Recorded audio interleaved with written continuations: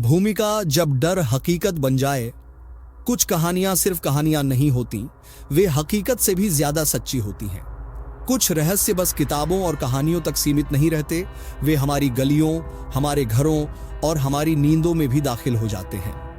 यह कहानी भी एक ऐसे मोहल्ले की है जहां रात के अंधेरे में कोई साया जागता है, कोई जो अब भी यहां है, किसी अधूरे इंतजार में।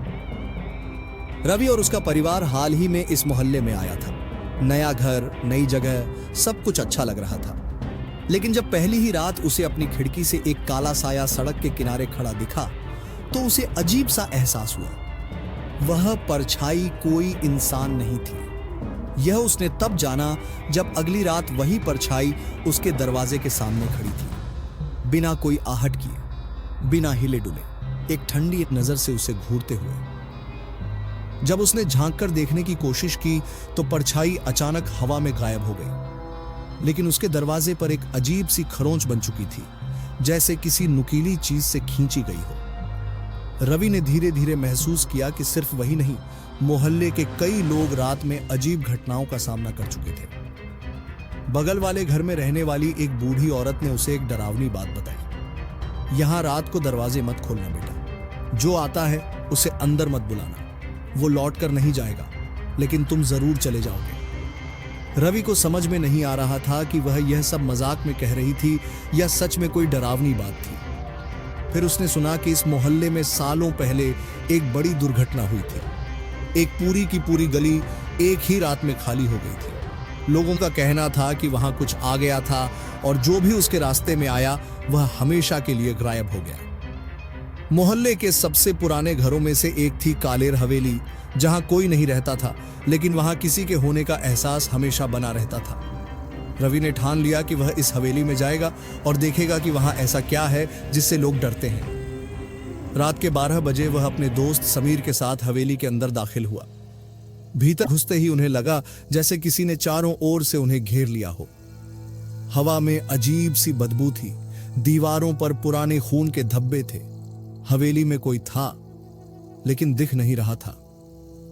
अचानक एक जोरदार झटके से हवेली का दरवाजा अपने आप बंद हो गया। यहां से निकलना होगा।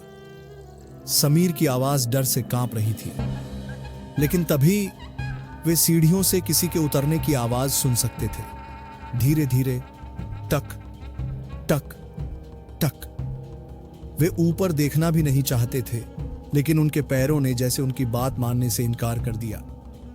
सीढ़ियों के ऊपर एक परछाई खड़ी थी, लंबी, दुबली, झुकी हुई, और उसकी गर्दन किसी मरे हुए इंसान की तरह टेढ़ी थी। वह हिली नहीं, लेकिन उनकी तरफ देख रही थी। और फिर उसका सिर धीरे धीरे उल्टा मुड़ने लगा, पूरा 180 डिग्री घूमकर, और उसकी काली गहरी आंखें सीधे रवि की आंखों में समा गईं। रवि और समीर जैसे ही भागने लगे, हवेली की दीवारों से आवाजें आने लगीं, किसी के रोने, हंसने और फुसफुसाने की आवाजें। रुक जाओ, चले मत जाओ, अब तुम हमारे हो। रवि ने देखा कि हवेली की फर्श पर खून बह रहा था और उसमें किसी के हाथ धीरे धीरे बाहर आ रहे थे। समीर जमीन पर गिर गया और कुछ पकड़कर खींच रहा था। रवि ने देखा कि समीर का पैर किसी अदृश्य चीज ने पकड़ रखा था। रवि ने जोर से उसे खींचा और किसी तरह बाहर की ओर दौड़ा, लेकिन जैसे ही वे दरवाजे के पास पहुंचे, दरवाजा गायब हो चुका था। अब वे फंस चुके थे। अचानक हवेली के कोने से एक परछाई निकली, वही जो रवि ने पहले दिन देखी थी।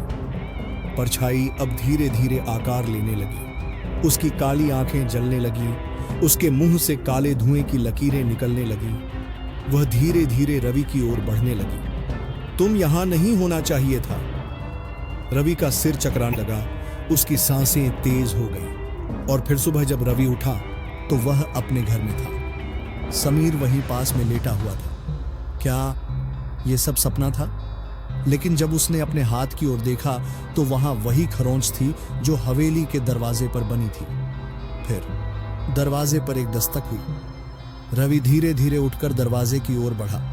उसने हल्का सा झांक कर देखा, कोई नहीं था, लेकिन जमीन पर मिट्टी में ताजा पैरों के निशान बने हुए थे। और वे उसके दरवाजे से अंदर की ओर आ रहे थे। रवि अब भी उसी मोहल्ले में रहता है, लेकिन हर रात जब वह अपनी खिड़की से बाहर देखता है उसे वही परछाई खड़ी दिखती है। और अब यह सिर्फ खड़ी नहीं रहती, अब यह धीरे धीरे हर रात उसके घर के और करीब आती जा रही है। यह तो अभी शुरुआत है।